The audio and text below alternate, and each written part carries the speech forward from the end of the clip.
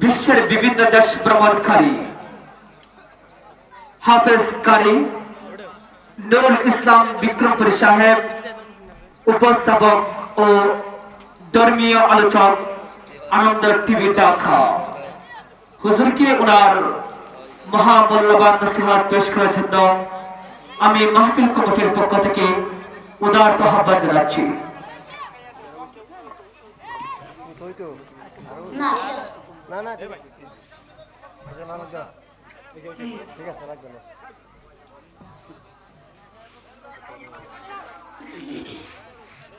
السلام عليكم ورحمة الله وبركاته. الحمد لله نحمده ونستعينه ونستغفره ونؤمن به ونتوكل عليه ونعوذ بالله من شرور أنفسنا ومن سيئات أعمالنا. من يهده الله فلا مضل له ومن يضلله فلا هادي له.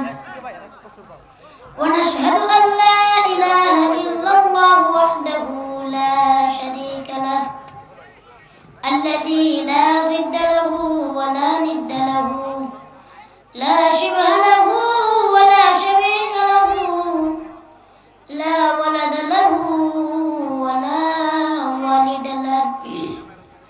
ونشهد أن سيدنا وسندنا وحبيبنا وحبيب ربنا وطبيبنا وطبيب قلوبنا ومولانا محمد صلى الله عليه وعلى آله وأصحابه وبارك وسلم الذي أرسله الله بالحق بشيرا ونذيرا وداعيا إلى الله بإذنه وسراجا منيرا. إن الله وملائكته يصلون على النبي يا أيها الذين آمنوا صلوا عليه وسلموا تسليما. اللهم صل على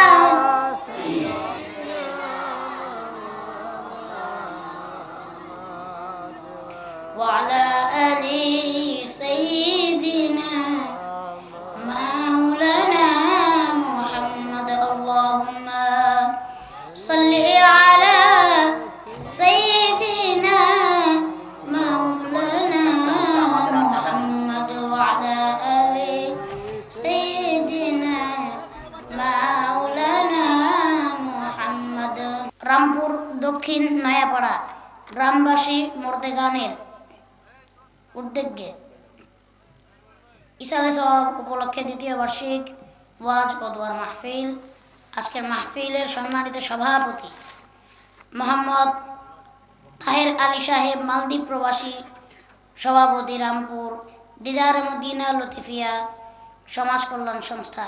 আল্লাহ তাআলা মোহাম্মদ তাহের আলী সাহেবকে কবুল করুক। মালদ্বীপে আল্লাহ তাআলা তাকে ভালো রাখুক, তার আয় রুজি রোজগারে বরকত দিক, তাকে আবার বাংলাদেশে সুন্দরভাবে ফিরে আসার তৌফিক দান করে। সকলে বলছে আমিন। আজকের মাহফিলের সহসভাপতি মোহাম্মদ আব্দুল জলিল সাহেব নয়াপাড়া, মোহাম্মদ অসমউদ্দিন সাহেব নয়াপাড়া, মোহাম্মদ আব্দুল হাই সাহেব নয়াপাড়া।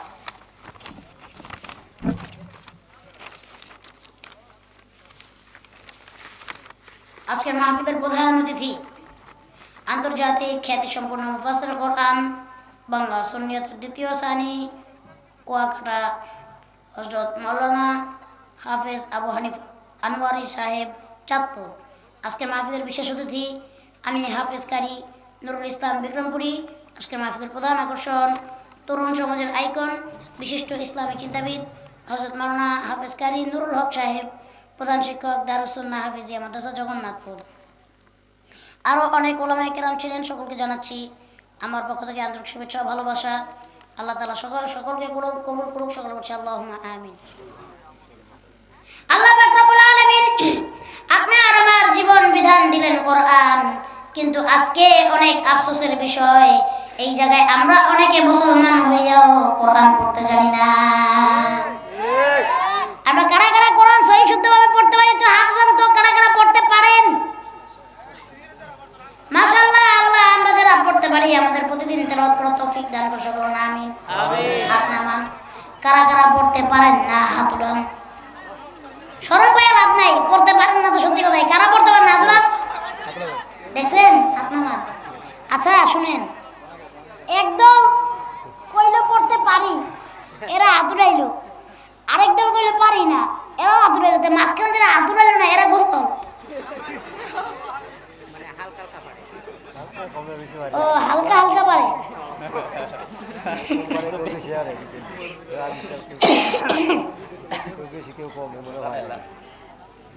এবার আসেন, আল্লাহ পাক রব্বুল আলামিন কোরআনকে বানালেন আপনার আমার জীবন বিধান আল কোরআন। কিন্তু আজকে আফসোসের বিষয়, আপনি আমি কোরআন পড়তে জানি না। এটা আপনার আমার জন্য আফসোস না? আল্লাহ পাক রব্বুল আলামিন বলেন, যদি কেউ কোরআনের একটা হরফ সহি এবং শুদ্ধভাবে পড়তে পারে, আমি আল্লাহ তাআলা তার আমলনামায় 10টা নেকি লেখা দিব। সুবহানাল্লাহ। সুবহানাল্লাহ পড়বেন না? কোরআন পড়বেন এবং কোরআনকে বুঝে পড়বেন। একটা হরফ পড়লে 10টা নেকি আল্লাহ তাআলা দিবে। আর যদি কেউ একবার কোরআন খতম করে, আল্লাহ তাআলা সেই সওয়াব তার আমলনামায় দিবে। শুধু কোরআনকে পড়তে জানলেই হবে না, কোরআনে আল্লাহ তাআলা আপনাকে আমাকে কি বলতে চেয়েছেন তা বুঝতেও হবে, আর বুঝে বুঝে পড়ে পড়ে আমল করতে হবে। এই জন্য আল্লাহ তাআলা বলেন কোরআনের এত দাম, কোরআনের এত দাম। আল্লাহ তাআলা বলেন, ইন্নাহু লাকুরআনুন কারীম ফি কিতাবিম মাকনুন লা ইয়ামাসসুহু ইল্লাল মুতাহহারুন।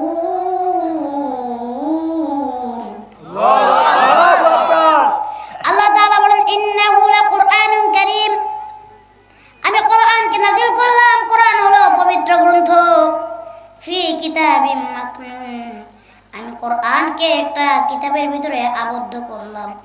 এবং তোমরা যারা এই কোরআনকে পড়বে, কোরআনকে যারা তেলাওয়াত করবে, কোরআন হলো মুমিনদের মুক্তির পথ, কোরআন হলো মুমিনদের পথের দিশারি। আল্লাহ তাআলা আপনাকে আমাকে এই কোরআন বেশি বেশি তেলাওয়াত করার তৌফিক দান করুক, সকলে পড়ি আমিন। আমিন। কোরআনকে নাযিল করেছেন কে? আল্লাহ। কোরআনকে হেফাজত করার দায়িত্ব কার? আল্লাহ। আল্লাহ তাআলা বলেন, ইন্না নাহনু নাযালনা যিকরা ওয়া ইন্না লাহু লাহাফিযুন। আল্লাহু আকবার। আল্লাহ তাআলা বলেন, কোরআনকে নাযিল করেছি আমি, এবং কোরআনকে রক্ষণাবেক্ষণ করা, কোরআনকে হেফাজত করার দায়িত্ব আমি আল্লাহ। সুবহানাল্লাহ। সুবহানাল্লাহ। মাইকের ভাই, ও মাইকের ভাই, বেজটা একটু কমান। বেজ যেটা বেজ দিয়েছেন ওটা কমান। স্টেজে টোকা দিলেও মাইকে আওয়াজ যাচ্ছে, বুঝছেন আমার কথা? হ্যাঁ, এখন ঠিক আছে মোটামুটি। তাহলে আমাদের কোরআনকে পড়তে হবে। কারা কারা কোরআন শিখতে রাজি আছে? দুটো হাত রাখুন। আল্লাহু আকবার। আয় আল্লাহ, আমাদেরকে কোরআন সহি শুদ্ধভাবে পড়ার তৌফিক দান করে দাও, সকলে বলি আল্লাহুম্মা আমিন। আমিন। কোরআন শিক্ষা দাও ছেলে মেয়েকে, ওহে মুসলমান, জান কবজের সময় তোমার হইবে রে আসান। কোরআন শিক্ষা দাও ছেলে মেয়েকে, ওহে মুসলমান, জান কবজের সময় তোমার হইবে রে আসান।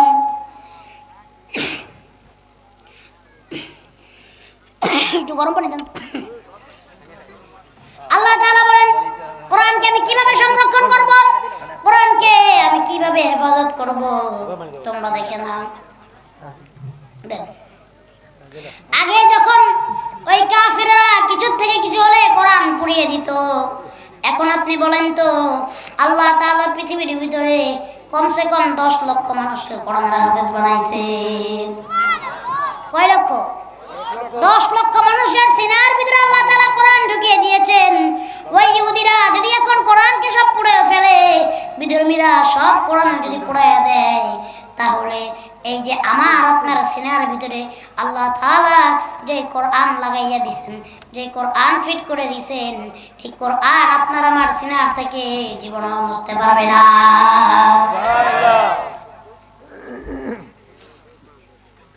যদি আগুন লেগে ধ্বংস হয়ে যায়, ধ্বংস হয়ে যায়, যদি আগুন লেগে ধ্বংস হয়ে যায় সব বইয়ের দোকান, তবু বিশ্ব থেকে হারাবে না পবিত্র কোরআন,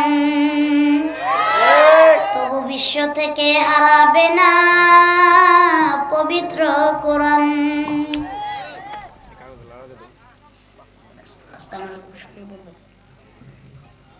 ব্যাস।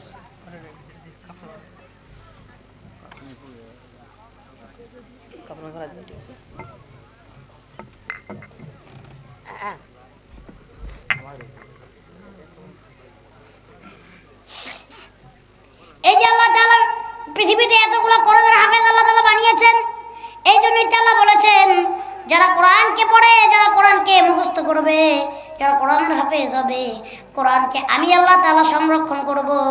আর যারা কোরআনকে সিনার ভিতরে সংরক্ষণ করেছে, আমি আল্লাহ তাআলা ওই কোরআনের হাফেজদেরকেও সংরক্ষণ করব। মাঝে মাঝে আপনারা টিভিতে নিউজ দেখেন না? টিভিতে নিউজ দেখেন কোরআনের হাফেজ 20 বছর আগে মাটি দিছে, কিন্তু মাটি যখন খুঁড়েছে মানুষের দেহ গলে পচে যায়।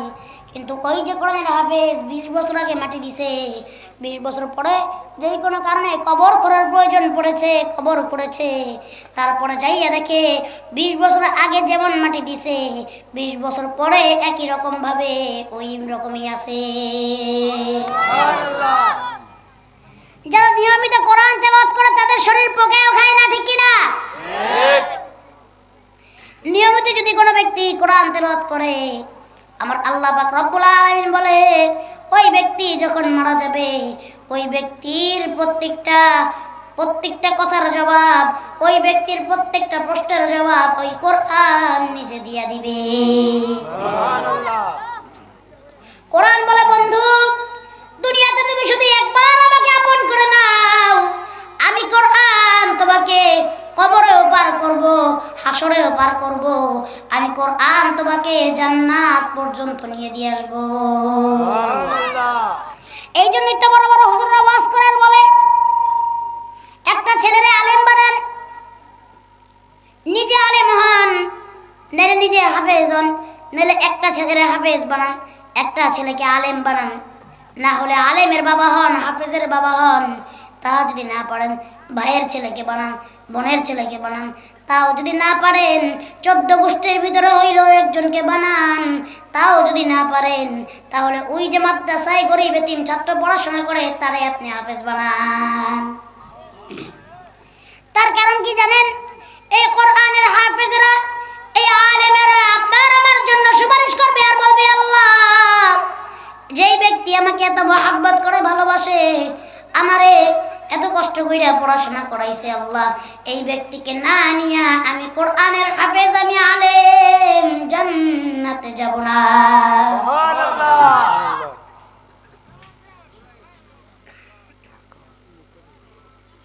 এই জন্য বানাইতে হবে কি হবে না? আল্লাহ তাআলা তৌফিক দান করুন, জোরে কোন আমিন। এখন অনেকে কয় পোলারে বানাবো কি ইঞ্জিনিয়ার, অনেকে বলে সন্তানকে বানাবো ডাক্তার, অনেকে কয় আমার ছেলেকে বানাবো আমি বড় পাইলট, অনেকে কয় বানাবো উকিল। কিন্তু মা বাবা, অনেক মা বাবা আছে এই কথা বলে না, আমি আমার সন্তানকে বানাবো কোরআনের হাফেজ। সুবহানাল্লাহ। একজন বড় ডাকাত ছিলেন, ডাকাতি করতে রাস্তায় রাস্তায়, জায়গায় জায়গায়। ওই ডাকাতটার একদিন অনেক বয়স হয়ে গেছে, বুড়া হয়ে গেছে। এখন ডাকাত মনে মনে চিন্তা করে, আমি তো জীবনে যত গুনাহ করেছি, আমি যত মানুষের জীবন নিয়েছি, যত মানুষের মাল সম্পত্তি সম্পদ আমি ডাকাতি করছি, এখন যদি এর জন্য আল্লাহ তাআলা আমাকে ধরে আমি কি করব, কি জবাব দিব। এবার সব সন্তানদেরকে ডাইকা বুড়া মানুষ এক জায়গায় আনছে, বুড়া ডাকাত আইনা বলতেছে, আমার সন্তানেরা, আমি তো জীবনে কোনো ভালো কাজ করি নাই। এই কথা বলবে না, একদম কথা বন্ধ, পিছন থেকে, পিছন থেকে না, সামনে থেকে না। একটা বক্তা যখন ওয়াজ করে তার আগে পিছে যখন কথা বলবেন তখন তার মনোযোগ নষ্ট হয়ে যায়। আমি তো এখানে কোরআন হাদিসের কথাই বলছি, নাকি আমার কথা বলতেছি, না আমার পরিবারের কথা বলতেছি? আমি কিন্তু কোরআন হাদিসের কথা বলতে আসছি। কোরআন হাদিসের কথা থেকে পৃথিবীর আর কোনো কথা দামি হইতে পারে না। তাহলে যেখানে কোরআন হাদিসের কথা হচ্ছে এইখানে আপনারা হট্টগোল করবেন না, বা কোনো চিল্লাপাল্লা বা নিজেরা নিজেদের ভিতরে কোনো কথা বলবেন না। এবার দেখেন, ডাকাত নিজের পরিবারের সবাইকে এক জায়গায় ডেকে এনেছে, এনে বলতেছে, ও বাবারা, আমি তো দুনিয়ায় মনে হয় বেশি দিন বাঁচবো না, আমি তো মারা যাব। জীবনে তো কোনো ভালো কাম করলাম না, যে কামের উসিলায় আল্লাহ আমারে মাফ করবে। একটা কাজ করবা, আমি মারা যাওয়ার পরে আমার এই বংশে সর্বপ্রথম যেই সন্তানটা জন্ম নিবে তাকে তোমরা মাদ্রাসায় পাঠাবা এবং তাকে তোমরা কোরআন পড়াবা। সুবহানাল্লাহ কয় না? সুবহানাল্লাহ। ডাকাত মারা গেল, তার ডাকাতের ছেলের ঘরে একটা ছেলে, ডাকাতের একটা নাতি হইল। কিছুদিন পর ওই নাতিটার যখন 5 থেকে 6 বছর বয়স হইল, এইবার ডাকাতের সন্তানের মনে হইছে, আমার আব্বা তো আমারে ওসিয়ত কইরা গেছিল যে আমাদের বংশ যদি কোনো কারোর সন্তান হয় তাহলে জানি সেই সন্তানটাকে মাদ্রাসায় পড়াই। বাবার কথা মতো আমি আমার সন্তানটাকে মাদ্রাসায় ভর্তি করে দিব। সুবহানাল্লাহ কয় না? সুবহানাল্লাহ। ডাকাতের নাতি প্রথম দিন মাদ্রাসায় গেছে। মাদ্রাসায় যাইয়া হুজুরের কাছে প্রথম দিন সবক নিছে। হুজুর প্রথম দিন তাকে সবক দিয়েছে। আমি আল্লাহর কথাটা অনেক ভালো লেগেছে। ওই শিশু বাচ্চাটা আমাকে পরম করুণাময় দয়ালু বলে ডাকতেছে, তাহলে আমি দয়ালু আল্লাহ হইয়া ওই বাচ্চার দাদার কবরে আমি কেমনে কইরা আযাব দেই? ও আযাবের ফেরেশতারা রে, ওই বাচ্চার দাদার কবরের আযাব, ওই ডাকাতের কবরের আযাব আজকে থেকে বন্ধ কইরা দাও। উসিলা কি? উসিলা একটা, তার নাম হইল কোরআন। ওসিয়ত করে গেছে, আমার নাতিকে কোরআন শিক্ষা দিবা, আমার নাতিকে কোরআন পড়াবা। আপনারাও এই ওসিয়ত কইরা যাবেন সন্তানদেরকে। যদি তোমরা আপনাদের সন্তানদেরকে আলেম বানাইতে পারেন নাই, কোনো সমস্যা নাই। আপনার ঘরে যে নাতিপুতি হবে, আপনাদের এলাকার আশেপাশে মাদ্রাসা আসেনি, আছে না? এই মাদ্রাসায় বলবেন আমার নাতিরে পড়াবি, এইটা আমার ওসিয়ত। এই দেশে যত আলেম বাড়বে, যত হুজুর বাড়বে, এই দেশে তত তাড়াতাড়ি ইসলাম কায়েম হয়ে যাবে। ঠিক কি না? আমরা কি আর কোন স্বৈরাচারের বাংলাদেশ চাই? আমরা কি আর কোন স্বৈরাচারের বাংলাদেশ চাই? আমরা এখন চাই ইসলামের বাংলাদেশ। চিৎকার করে বলো ঠিক কি না? আল্লাহ তাআলা কবুল করুক সকলকে, আমিন।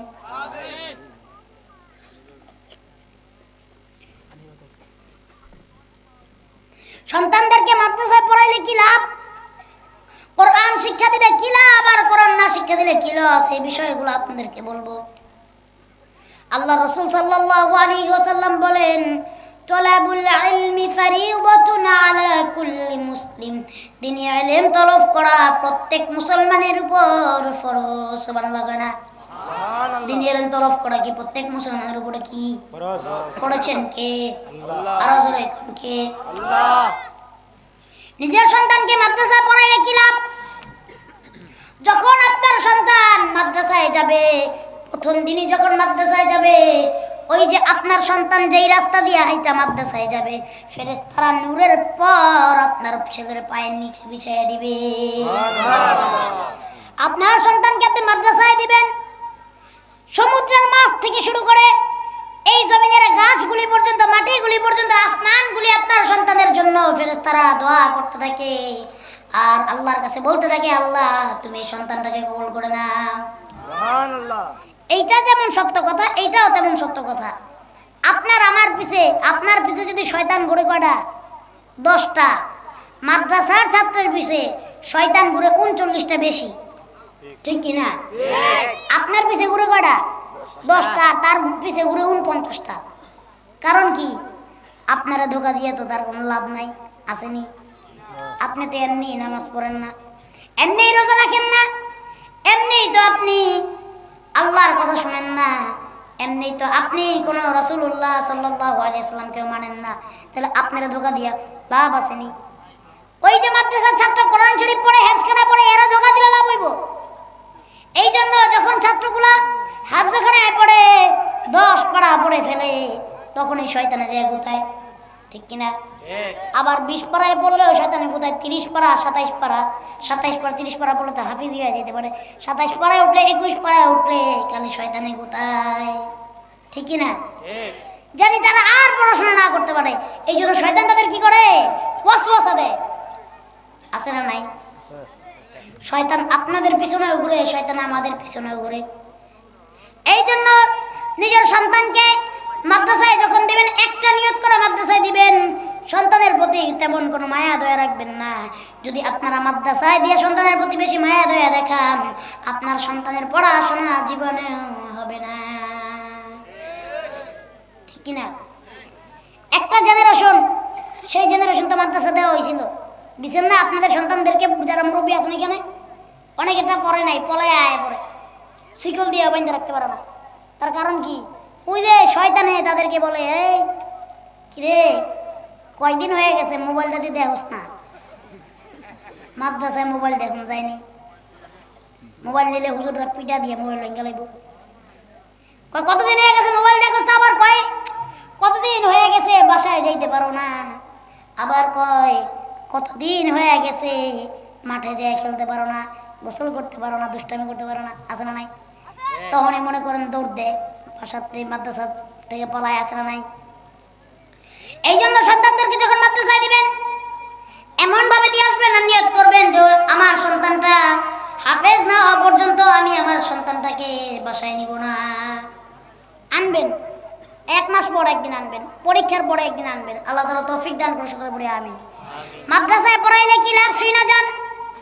আপনি যখন মারা যাবেন আপনার অন্যান্য যে সন্তানটাও থাকবে, কিন্তু আপনার সন্তান যদি আপনার জানাজা পড়াইতে পারে, আপনি চিন্তা কইরা দেখেন আপনার কপালটা কত ভালো, ঠিক কিনা? আল্লাহ তাআলা বলেন, যদি কারো সন্তান তার জানাজা পড়ে আমি আল্লাহ তার বাবা মার গুনাহ মাফ করে দিব। সন্তানের জানাজা কত বড় নিয়ামতের বিষয়, আপনি একবার চিন্তা করে দেখেন আপনার সন্তান যদি আপনার জানাজা পড়াইতে পারে, আপনার থেকে ভাগ্যবান দুনিয়াতে আর কেউ নাই, ঠিক কিনা? আপনি মরে যাবেন, আপনার ওই সন্তান আপনার জন্য 5 ওয়াক্ত নামাজ পড়বে আর দোয়া করবে আর আল্লাহর কাছে বলবে, আল্লাহ রব্বিরহামহুমা কামা রব্বায়ানি সগীরা। আল্লাহর কাছে বলবে, আল্লাহ আমার আব্বারে মাফ কইরা দেন, আমার আম্মারে মাফ কইরা দেন, ঠিক কি না? আর ওই যে সন্তান বাকি যেইগুলো আছে এইগুলা একদিনও দোয়া করবে না। এখনো অনেকের এমন মা বাবা আছে যারা মরে গেছে, দুনিয়ায় নাই। অনেক সন্তান এখন দেখা যায় মা বাবার নামে একদিন নামাজ পড়িয়া আল্লাহর কাছে হাত উঠাইয়া একটা দিন দোয়াও করে না, এমন সন্তান আছে না নাই? তাহলে এই সন্তান জন্ম দিয়ে লাভ হইল কি বলেন? এই সন্তান জন্ম দিয়ে কোনো লাভ হয়েছে? যে সন্তান বাপ মার জন্য দোয়া করে না, এমন সন্তানের দরকার নাই। মাদ্রাসায় পড়াইলে কি লাভ শুনে নেন? আপনি যখন সন্তানকে মাদ্রাসায় পড়াইবেন, আলেম বানাইবেন, কিয়ামতের দিন মানুষগুলা সবাই নিজেদের মতো শুধু কিয়ামতের ময়দানে দৌড়াবে আর চিন্তা করতে থাকবে, আমার কি হবে, আমার কি হবে। মানুষ বলতে থাকবে ইয়া নাফসি ইয়া নাফসি, ঠিক কি না? ইয়া নাফসি বলবে, মানুষগুলা পাগল হয়ে যাবে। ইয়া নাফসি বলতে থাকবে, নিজেকে বাঁচাও, নিজেকে বাঁচাও। ওই দিন আপনার সন্তানকে আপনি হাফেজ বানাইছেন, আলেম বানাইছেন, আল্লাহ তাআলা আপনার সন্তানকে ডাক দিবেন, ডাক দিয়া বলবেন, ও হাফেজ, ও আলেম, আমি আল্লাহর কাছে আসো। তাদেরকে আল্লাহ তাআলা স্পেশাল ভাবে, কিভাবে স্পেশাল ভাবে মেহমানদারি করাবেন, কোন সুবহানাল্লাহ। আল্লাহ তাআলা হাফেজদেরকে ডাক দিবেন আর বলবেন, ও হাফেজ, তুমি তেলাওয়াত করো সাহেব তেলাওয়াত করা শুরু করে দিবে, যে 100 আয়াত পড়তে পারবে, যে 1000 আয়াত পড়তে পারবে, যে 5000 আয়াত পড়তে পারবে, আল্লাহ তাআলা বলে যে 1000 আয়াত পড়বে, আমি আল্লাহ তাআলা স্বর্ণ দিয়া তার জান্নাতে 100 তলা একটা বিল্ডিং বানায় দিব। একজন হাফেজ 10 শ্রেণীর মানুষকে জান্নাত দিতে পারবে। কয় শ্রেণী? আরো জোরে কোন কয় শ্রেণী? 1 নম্বরে হাফেজ সাহেব কাদেরকে জান্নাত দিতে পারবে শুনে যান। আব্বা, আম্মা, দাদা, দাদি, নানা, নানি, শ্বশুর, শাশুড়ি। আবার 2 শ্রেণীর মানুষ এর ভিতরে থেকে। 1 শ্রেণীর মানুষ যারা হাফেজদেরকে মহব্বত করে, ভালোবাসে তাদেরকে। আরেক শ্রেণীর মানুষ যারা তাদেরকে অর্থ দিয়া, টাকা পয়সা দিয়ে সহায়তা করে। এই সব মিলে 10 শ্রেণীর মানুষকে একটা হাফেজ সাহেব জান্নাত দিতে পারবে। সুবহানাল্লাহ। কয় শ্রেণী? 10 শ্রেণী মানুষকে।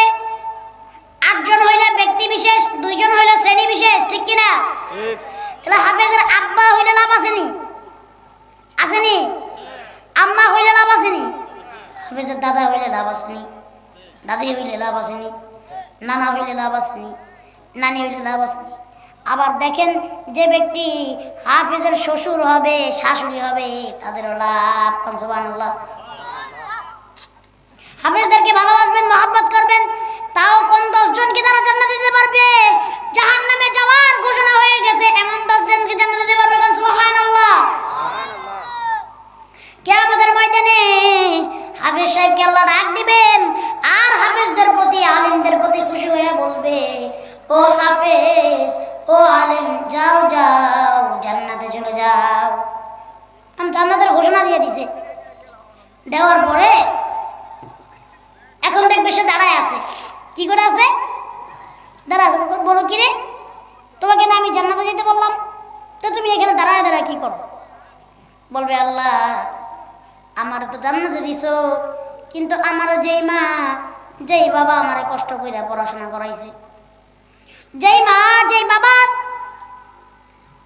আমাকে কষ্ট করে 10 দিন আমার মা আমাকে পেটে ধরছে, আমার আব্বা কষ্ট করছে, বিদেশ করছে, মাটি কাটছে, ফসল ফলাইছে, গরু পালছে, আমারে মানুষ করছে। আল্লাহ গো, ওই আব্বারে ছাড়া, ওই আম্মারে ছাড়া আমি জান্নাতে যাব না।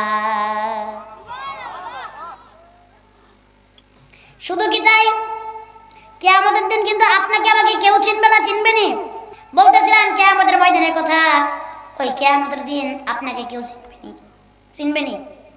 আমাকে কেউ চিনবে? কেউ কাউকে চিনবে না। এই জন্য আল্লাহ তাআলা আগেই বান্দাকে ঘোষণা করেন আর জানায়া দেন। কোরআনুল কারীমের ভিতরে আল্লাহ তাআলা তেলাওয়াত করেন, ইরশাদ করেন, ইয়াউমা ইয়াফিরুল মারউ মিন আখি ওয়া উম্মিহি ওয়া আবি ওয়া সাহিবাতিহি ওয়া বানি। আল্লাহ তাআলা জানায়া দেন, ইয়াউমা ইয়াফিরুল মারউ মিন আখি। ওই দিন তোমাকে কেউ চিনবে না। কিয়ামতের ময়দানে তোমাকে কেউ চিনবে না। কারা কারা তোমাকে চিনবে না? বান্দা যাই না নাও। ওয়া উম্মিহি ওয়া আবি, তোমার মাও তোমাকে চিনবে না, তোমার বাবা তোমাকে চিনবে না। আল্লাহ আল্লাহ তাআলা বান্দাকে বলবেন, বান্দা, তোমার কাছে সব কিছুই আছে, জান্নাতে যাওয়ার জন্য তোমার কাছে একটা মাত্র নেক কম আছে। কয়টা নেক? একটা নেক তুমি কারোর কাছে খুঁজে নিয়ে আসো। একটা নেকের জন্য বান্দা কিয়ামতের এই মাঠ, এই ময়দানের এই মাথা থেকে ওই মাথা দৌড়াইবে, ওই মাথা থেকে ওই মাথা দৌড়াইবে। তারপরে যাবে তার বন্ধুর কাছে, যাইয়া বলবে, বন্ধুরে, জীবনে একসাথে কত আড্ডা দিলাম, একসাথে কত থাকলাম, আমি তোমার বন্ধু, বড় বিপদে আছি, আমার একটা নেকের বন্ধু, একটা নেকের কারণে আমি তোমার বন্ধু, জান্নাতে যাইতে পারি না। সেই বন্ধু বলবে, তুমি আমার কিসের বন্ধু? তোমাকে আমি চিনি না, তোমাকে আমি একটা নেক দিতে পারবো না, যাও যাও। তারপর ভাইয়ের কাছে যাবে, বোনের কাছে যাবে। বৃষ্টি শুরু হয়ে গেল না এবার? না বাতাস হয়েছে? এতক্ষণ গরমে বাসি না, আর বাতাস হয়েছে এখন। যাক, এটা কার রহমতের বাতাস? জোরে গান, কার রহমতের বাতাস এটা? আল্লাহ তাআলা এই বাতাসের মাধ্যমে আপনাকে আমাকে রহমত দিয়ে পরিপূর্ণ করে দেন, সকল না আমিন। তারপরে আবার দৌড় দিয়ে যাবেন নিজের ভাইয়ের কাছে, যা বলবেন, ভাই তোমার জন্য আমি কত কষ্ট করেছি, কত মেহনত করেছি রে ভাই, আমার একটা নেক দাও। ভাই বলবে, তুমি আমার কিসের ভাই? আমি তো তোমারে চিনি না। ঠিক কিনা? জোরে বলেন, ঠিক কিনা? কেউ আপনাকে চিনবে না। সন্তানের কাছে যাবেন, যা বলবেন, সন্তান আমার একটা নেক দে। সন্তান কইবা, আমি তোমারে চিনি না। এত জীবন আমার যুবকেরা অনেক নেতাদের পিছে দৌড়াইছেন, সেই নেতাদের কাছে যাইয়া বলবেন, নেতা তোমার পিছে তো আমি অনেক দৌড়াইছি, তোমার জন্য অনেক পরিশ্রম করছি, অনেক কাটছি, তোমার জন্য এমন করে মারছি, অমুক করে ধরছি, অমুকের সম্পদ ছিনে এনেছি। ও নেতা, আজকে তোমার আমি পাইছি, আমারে একটা নেক দাও। নেতাই চিনবো নি? চিনবো? এখন তো যে স্লোগান দিছে মানুষ, আগে নেতার পিছে পিছে দৌড়াইছে কিসের জন্য? ক্ষমতার জন্য। যে স্লোগান দিছে, আমার ভাই তোমার ভাই, এমক ভাই সেমক ভাই, আমার ভাইয়ের চরিত্র ফুলের মতো পবিত্র, নামাজ পড়ে না এক ওয়াক্ত, গাঞ্জা খায় 5 ওয়াক্ত। এমন নেতার পিছে এই পোলাপন দৌড়াইছে না দৌড়ায় নাই? এই দৌড়াইছে না? হ্যাঁ, সে হবে সহ সভাপতি। বড় ভাই, আপনি হইবেন সভাপতি, আর আমারে বানাইবেন সহ সভাপতি। আছে না নাই? এখন তোমার নেতাই কই গেছে? নেতা আসেনি, কই গেছে? পলাইছে পলাইছে। হ্যাঁ, দাদাদের দেশে পলাইছে। কত দেশে যে পলাইছে হিসাব ছাড়া। আমেরিকা পলাইছে, লন্ডন পলাইছে, ইন্ডিয়া পলাইছে। ঠিক কিনা? এই যে নেতার পিছে তো দৌড়াইছে, সেই নেতা বলবে, আমি তোমাকে চিনি না, যাও সবাই এখান থেকে। সবাই থেকে যখন সইরা যাবেন আর আল্লাহর কাছে যাবেন, যা বলবেন, আল্লাহ। আল্লাহ জিজ্ঞেস করবে, বান্দা একটা নেকের ব্যবস্থা করেছো নি? বান্দা বলবে, না আল্লাহ, পারি নাই, অনেক চেষ্টা করেছি, কেউ আমাকে একটা নেক দেয় নাই। আল্লাহ বলবে, না বান্দা, দুনিয়ায় থাকতে কত তোমাকে বুঝাইছি, কত তোমাকে জানাইছি, তারপরে তোমরা বুঝো নাই। যাও যাও, একটা নেক যখন তুমি আনতে পারো নাই, একটা নেকের বিনিময়ে একটা নেকের পরিমাণ, ওই একটা গুনাহ বেশি হওয়ার কারণে একটা গুনার পরিমাণ জাহান্নামের আযাব, জাহান্নামের শাস্তি তুমি ভোগ করে আসো। নাউজুবিল্লাহ কইবেন না? কিন্তু ওই কঠিন দিন, ওই কঠিন কিয়ামতের দিনে আপনার সন্তান বলবে, আল্লাহ আমার বাবার না দিলে, আমার মায়ের না দিলে, আল্লাহ আমি জান্নাতে যাব না। আমার মাকে এনে দাও, আমার বাবাকে এনে দাও। আল্লাহ বলবে, দাঁড়াও দাঁড়াও। ফেরেশতাদেরকে পাঠিয়ে বলবে, যাও যাও, এই আলেমের মা, এই আলেমের বাবাকে আমার কাছে নিয়ে আসো। কিয়ামতের দিন মানুষগুলি এমনি ভাবে, মানুষটা চিন্তায় থাকবে, ফেরেশতা ডাক দিবে, আল্লাহ তোমাদের ডাকছে, চলো আমার সাথে। মানুষগুলি ভয় পেয়ে যাবে, চিন্তা করবে, আরে কি কারণে যেন ডাক দিল, আমার বিচার মনে হয় এখনই শুরু হয়ে যাবে। যাওয়ার পরে আল্লাহ তাআলা বলবে, এই যে সন্তানকে এত কষ্ট করে আলেম বানাইছো, এত সন্তানকে কষ্ট কইরা, এত কষ্ট কইরা হাফেজ বানাইছো, আজকে তোমার সন্তান জান্নাতে যাবে, তোমাকে ছাড়া জান্নাতে যাবে না। আমি আল্লাহ তাআলা তোমার সন্তানের সাথে সাথে আমি আল্লাহ তাআলা তোমাদেরকেও জান্নাত দিয়ে দিলাম। সুবহানাল্লাহ। তাহলে এই যে এতটুকু লাভ, সন্তানকে মাদ্রাসায় পড়াইলাম, আপনারা পড়াবেন তো ইনশাআল্লাহ? আরো জোরে কোন পড়াইবেন তো? কথা দি কোন না আপনারা? মাতো না কেরে বা মাতো পড়াইবেন নি? আল্লাহ তৌফিক দান করুক, সকলে কোন আমিন।